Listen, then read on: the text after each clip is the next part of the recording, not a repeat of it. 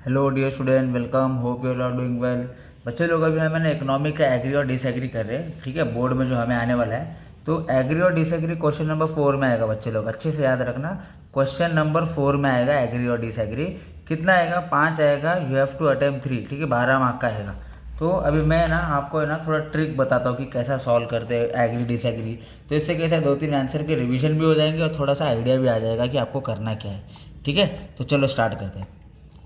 Macro economic is different from micro economic, ठीक है। Micro मतलब जो एक जन की स्टडी करता है, इंडिविजुअल की स्टडी करता है, पर्टिकुलर की स्टडी करता है, आइसोलेटेड की स्टडी करता है। और मैक्रो मतलब जो ग्रुप स्टडी करता है, जो एग्रीगेट स्टडी करता है। ऑब्वियस है दोनों डिफरेंट है, अलग अलग है। तो लिखेंगे I agree with this statement, ठीक है। हम एग्री है स्टेटमेंट में। अब क्या करना है ना, जो दोनों का फीचर्स पढ़े थे, दोनों में जो डिफरेंस पढ़े थे, डिस्टिंग्विश पढ़े थे, वही कॉमन चीज़ उठा के हम यहाँ पर डालेंगे, ठीक है। तो यहाँ पर 3 पॉइंटर से हम कोशिश करेंगे एग्जाम में 4 पॉइंटर्स तक लिख के आ जाएंगे, ठीक है। तो 4 पॉइंट में आंसर लिख के आ जाना। अभी डिफरेंस बता रहे हैं हम। मैक्रो इकोनॉमिक स्टडी है एंटायर इकोनॉमिक की, ठीक है, पूरे एंटायर इकोनॉमिक की स्टडी है। और सेकेंड हैंड में micro economic single particular segment की स्टडी है। मतलब ये ब्रेड है, ब्रेड का पूरा पैकेट है, जो पूरे ब्रेड की पैकेट की स्टडी करता है ना, उसको मैक्रो इकोनॉमिक बोलते हैं। और माइक्रो इकोनॉमिक मतलब ये जो ब्रेड है, आपने क्या किया, एक सिंगल पीस निकाला और एक सिंगल की स्टडी कर रहे हो आप। तो मैक्रो बोलो एंटायर और माइक्रो बोलो पर्टिकुलर सिंगल, ठीक है।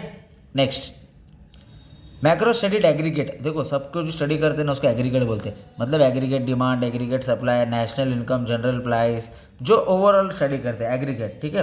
और माइक्रो का मतलब क्या है? माइक्रो का मतलब जो इंडिविजुअल डिमांड है, individual supply, individual income, individual product का प्राइस क्या है, एक घर का इनकम क्या है, पर्टिकुलर फर्म का इनकम क्या है, जो एक की स्टडी करता है ना, उसको हम बोलेंगे micro.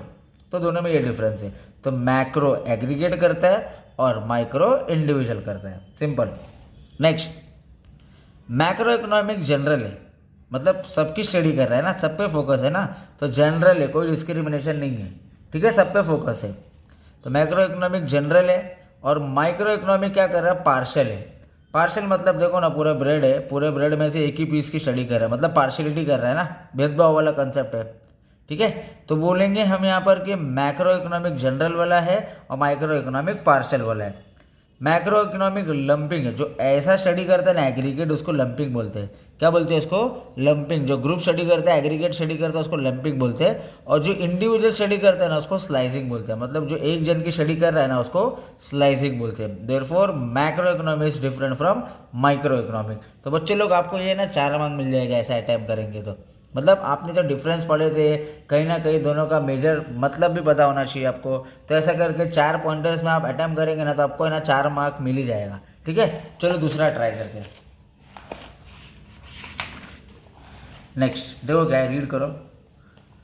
Commercial banks accept various types of deposit. Yes, various types का डिपॉजिट एक्सेप्ट करता है ना। तो देखो, डिपॉजिट मेन फंक्शन है, मेन सोर्स ऑफ फंड है कमर्शियल बैंक का। अगर पैसा आएगा नहीं तो कमर्शियल बैंक चलेगा कैसा? तो कमर्शियल बैंक वेरियस टाइप से एक्सेप्ट करता है। पहला है डिमांड डिपॉजिट। क्या है पहला? Demand deposit. डिमांड डिपॉजिट मतलब एक ऐसा डिपॉजिट जहाँ पर आप है ना 2 टाइप का डिपॉजिट कर सकते हैं डिमांड डिपॉजिट में। तो देखो पहला क्या है, current account. Current account usually open by businessman. ये बिजनेसमैन, कॉर्पोरेट, ट्रस्ट, ये सब करंट अकाउंट खोलते हैं, ठीक है। इसके अंदर विड्रॉवल की, डिपॉजिट की कोई लिमिट नहीं होती। इसके अंदर है ना ओवरड्राफ्ट की फैसिलिटी मिलती है। रेट ऑफ इंटरेस्ट इसके अंदर 0 है, ठीक है। तो ये करंट अकाउंट हो गया। करंट अकाउंट आपने खोले तो बैंक को पैसा मिला, बैंक को पैसा मिला।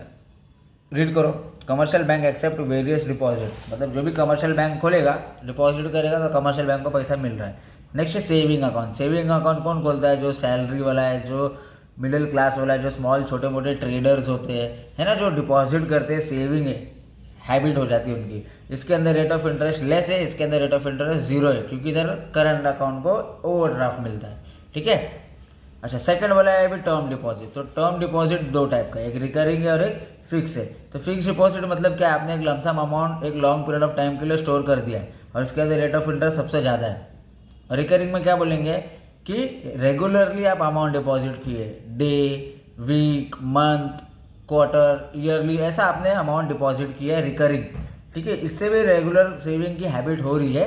रेट ऑफ इंटरेस्ट इधर सबसे ज़्यादा है फिक्स डिपॉजिट में, और रिकरिंग में rate of interest is more but not more than fix deposit. तो ऐसा करके आप आंसर एक्सप्लेन कर देंगे पूरा। ठीक है, तो ये क्वेश्चन ये था आपका कि कमर्शियल बैंक के पास वेरियस टाइप्स ऑफ डिपॉजिट है, तो yes I agree with this statement. ठीक है, चलो एक और ट्राई करते हैं। बैलेंस ऑफ पेमेंट सेम है बैलेंस ऑफ ट्रेड से, तो ये अलग अलग है, सेम नहीं है। बैलेंस ऑफ पेमेंट मतलब गवर्नमेंट की बुक है बैलेंस ऑफ पेमेंट, जहाँ पर रेवेन्यू और एक्सपेंडिचर लिखा हुआ है।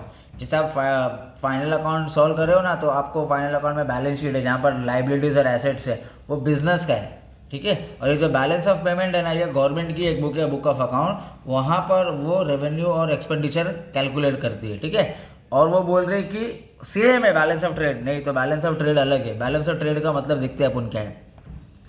पहले बैलेंस ऑफ पेमेंट समझते हैं कि बैलेंस ऑफ पेमेंट क्या है। तो बैलेंस ऑफ पेमेंट एक systematic record of all international economic transaction, पूरे अपने इंडिया का इकोनॉमिक का ट्रांजैक्शन होता है पर्टिकुलर कंट्री का एक पीरियड के अंदर, तो वो बैलेंस ऑफ पेमेंट में रिकॉर्ड होता है। और बैलेंस ऑफ ट्रेड देखो क्या है, on the other hand balance of trade refers to different between the value of good exported and imported from a given period of time. तो balance of trade का मतलब है कि इम्पोर्ट एक्सपोर्ट कितना हुआ है। ठीक है, ऑब्वियस है, दोनों डिफरेंस है, कोई अलग अलग नहीं है। तो बैलेंस ऑफ ट्रेड के अंदर क्या आता है, बैलेंस ऑफ पेमेंट आता है। मतलब बैलेंस ऑफ पेमेंट के अंदर आता है ये बैलेंस ऑफ ट्रेड। तो ये छोटा कंसेप्ट है या बड़ा कंसेप्ट है। ठीक है, बैलेंस ऑफ पेमेंट है ना, ये इसके अंदर आता है। तो क्या लिखा, balance of payment is broader concept, ये ब्रॉडर कंसेप्ट है, और ये नैरो कंसेप्ट है, छोटा कंसेप्ट है। तो जो छोटा है वो ऑब्वियस इसी के अंदर आएगा ना।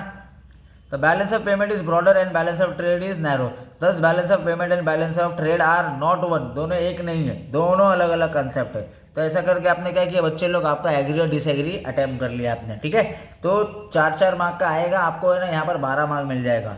बाकी भी मैंने वीडियो एक्सप्लेन कर दिया, कंसेप्ट कैसे लिखना है, डिस्टिंग्विश कैसे करना है, ऑब्जेक्टिव्स भी है, लॉन्ग आंसर्स भी है, इंपॉर्टेंट क्वेश्चंस भी बना के रख लिया है। अच्छे से प्रैक्टिस कर लेना बच्चे लोग। कुछ भी डाउट है तो आप ये नंबर पे कॉल या मैसेज कर दो, आपको सारी चीज़ मिल जाएगी बच्चे लोग। ठीक है, चलो thank you so much, all the best.